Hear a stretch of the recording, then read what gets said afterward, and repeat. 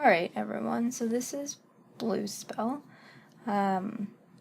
This is my set for the song Moondance, and that's a song off my latest EP called Burn the Witch.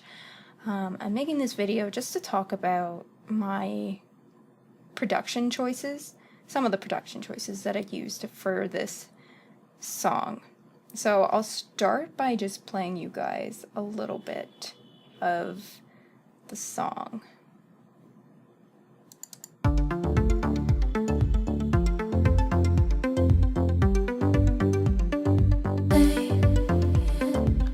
So it's just a little snippet of a part of the song, but I'll just dive right in. So the first thing I want to talk about is the intro. Now in the intro I have this kind of pad sound, almost a synth pad sound. It sounds like pretty distant, lots of reverb, so I'll play just that section.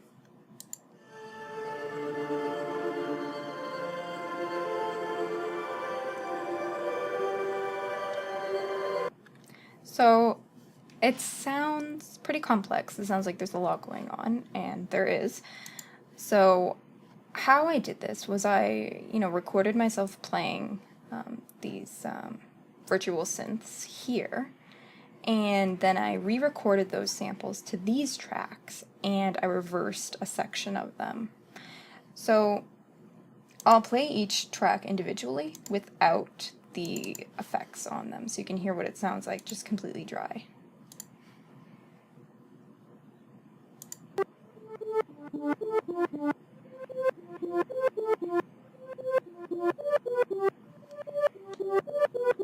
So there's the first one. The second one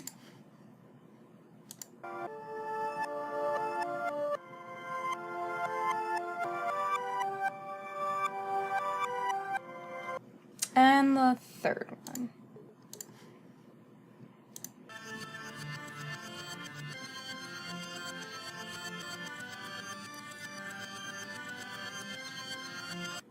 So, as you can see, it sounds like exactly what they are. Reversed. Wow, fuck you. They sound like reversed synths. And that is what they are. But when you add the automated effects back on, again, it sounds like this. So the reason it has such a distant sound is particularly this reverb that I've used. It's one of Ableton's reverbs. It's, again, called Cathedral Reverb. And I have the dry wet knob turned all the way to the right, so that the entire signal is being kind of washed in that reverb. And another important element of that distant sound is the decay time. So 5-second decay time is a pretty long time. Basically, how to explain it is, let's say you walk into a giant hall and you shout like hello, and the decay time is how long it takes essentially for you to not hear that hello anymore, disregarding any echo or anything.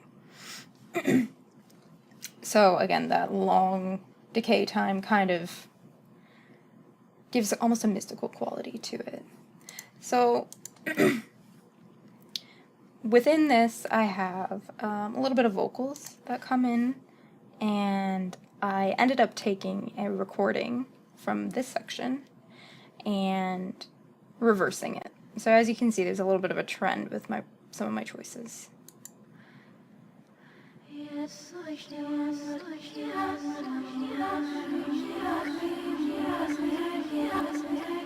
So that whole section, again, it's just kind of an exposition for the actual opening of the song, where the ukuleles come in.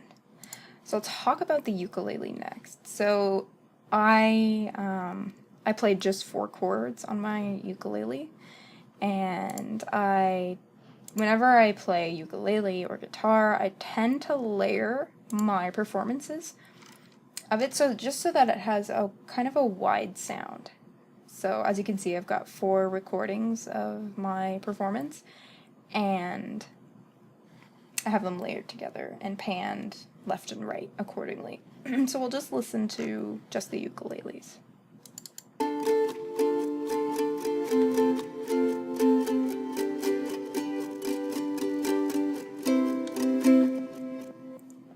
So again, you can see I've got two groups. I've got regular ukulele and then I've reversed ukulele. Again, another trend. I promise I don't always use this trick, it's just that this song prominently features that production trick that I use. But not all my songs are like this. I don't use reversing of things for all my songs. This one in particular has it, and it creates a certain atmosphere. So we'll just listen to the reversed recordings.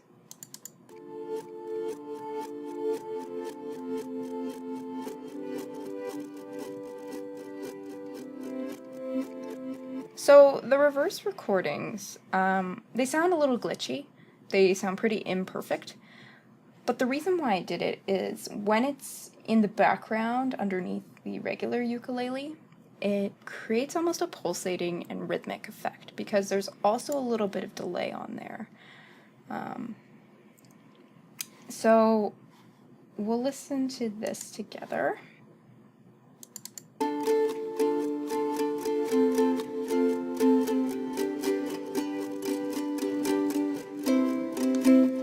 So that reversed sound and the delay that's on there, it creates almost a pulsating effect and a rhythmic effect before the kick drum comes in at bar 25.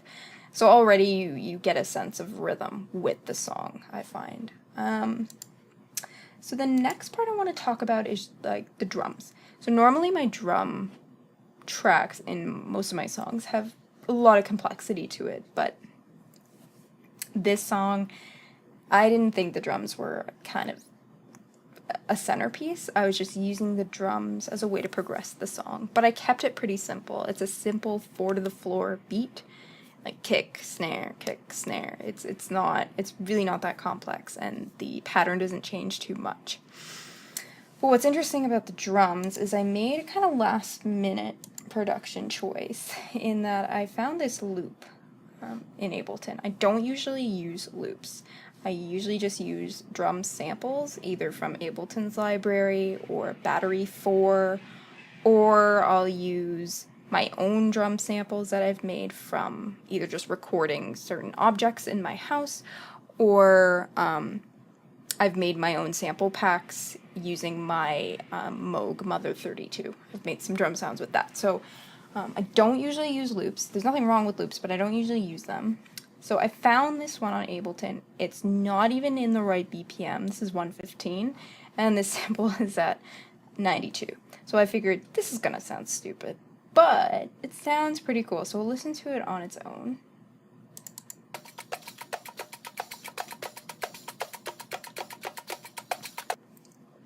So there's a lot going on in that loop. So I figured it kind of fits pretty well because it does bring in a lot of energy. And part of the song is about exploring changes in energy and using different timbres throughout the song and having it progress to something bigger. So, having it progress to this section 7, which is the climax. So we'll listen to just all the drums together. I'll play from here.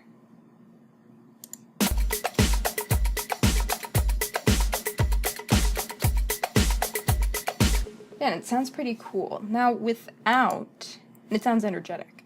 Now without that that loop, it still sounds good.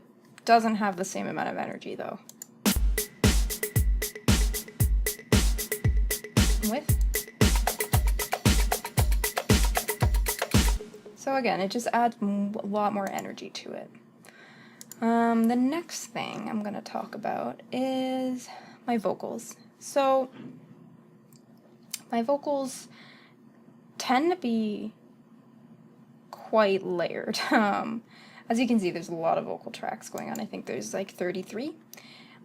First I'm going to talk about what I call the choir. In a lot of my songs I'll like to make background vocal choirs. And what I mean by that is I will take like many separate recordings of myself singing or humming the same melody and layering them on top of each other, panning them left and right accordingly. Kind of sounds a little bit like Enya, a little bit like Grimes. Those are two artists whose vocals and vocal techniques really inspire me. So we'll just listen to this. There are 14 of me singing the same thing.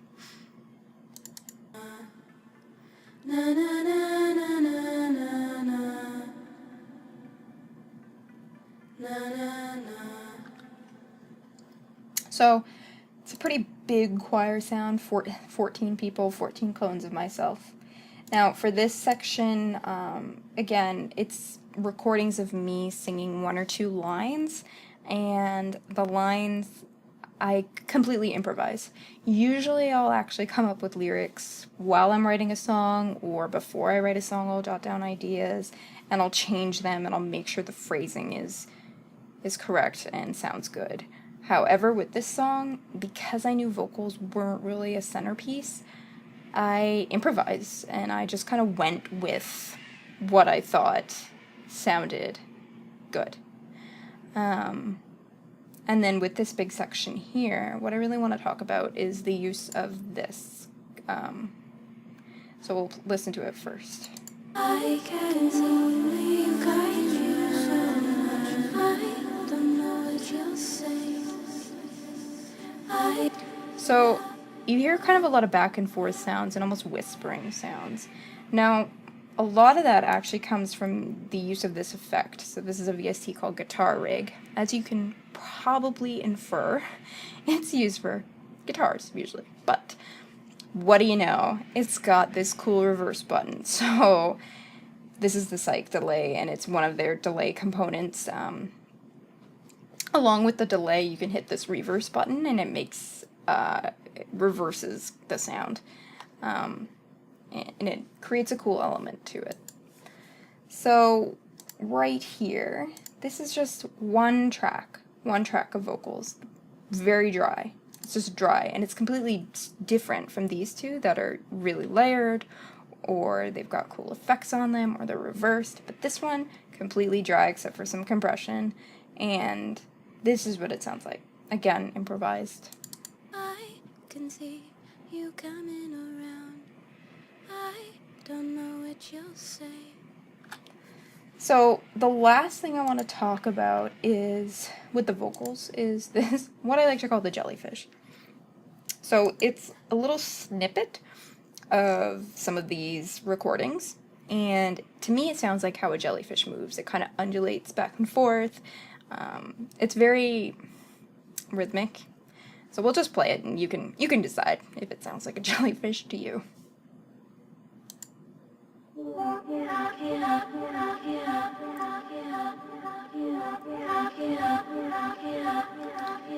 To me, it sounds like a jellyfish, but I mean, who knows, right? I like to create some visuals to my stuff sometimes, depending on what it is. So the last thing I want to talk about is just the synths, and kind of the whole idea of a theme and a motif repeating, and very, like, in almost a classical sense, having variations on that theme. So I'll just talk about these two first because they come in first. Now these two synths are, again, just arpeggiations of that original chord progression presented by the ukulele.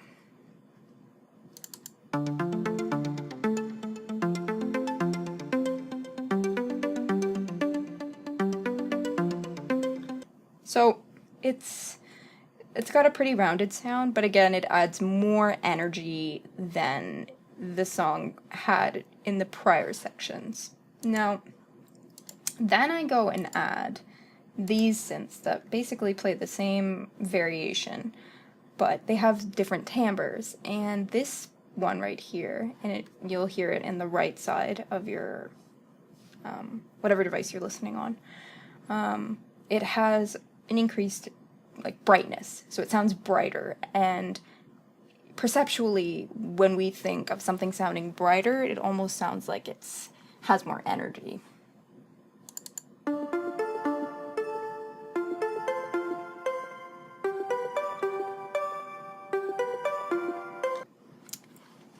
So, in terms of energy changes, the last one that we hear is this.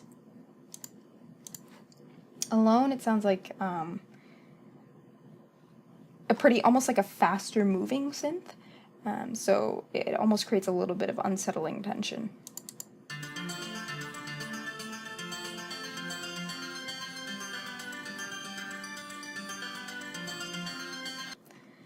So as you can see, there's a lot of timbre changes that go with those synths, and these synths act as variations on that first theme that you hear. The bass itself, it's pretty simple. It's just a simple, again, progression. It doesn't really change too much. The bass to me was just more of just a core element to the song to keep the song kind of together. But it's not really the focus. The focus to me is like just the changes in energy and the presentation of the main theme and how it kind of progresses from there and how it branches off from there with the vocals, with the synths, and with the ukulele. So I think what we'll do now is just listen to all the sections right at the climax part, so you can listen to how it all comes together.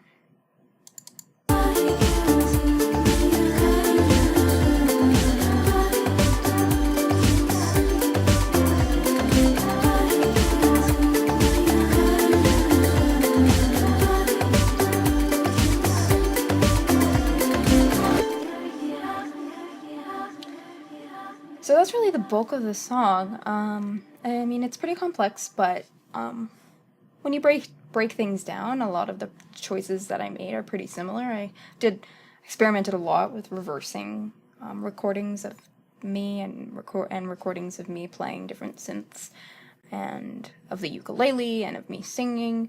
That was kind of a big choice that I made in this song, and hopefully it's something that some of you, if you're interested in music production or songwriting, you may end up wanting to use. It's almost kind of a form of sound design in a sense.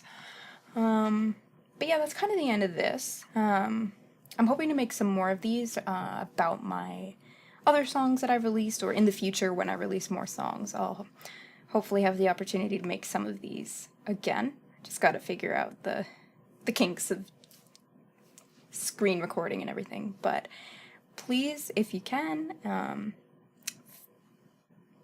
follow me on and follow and listen to my music on all of the streaming services. I'm available on Spotify, iTunes, Apple Music, Amazon, Google Play, Tidal, pretty much almost all of them. My artist name is Bluespell. I'll provide links in the description. But yeah, thank you for listening, and please check out my new EP called Burn the Witch and listen to Moondance, because you'll probably really like it. So, thanks again.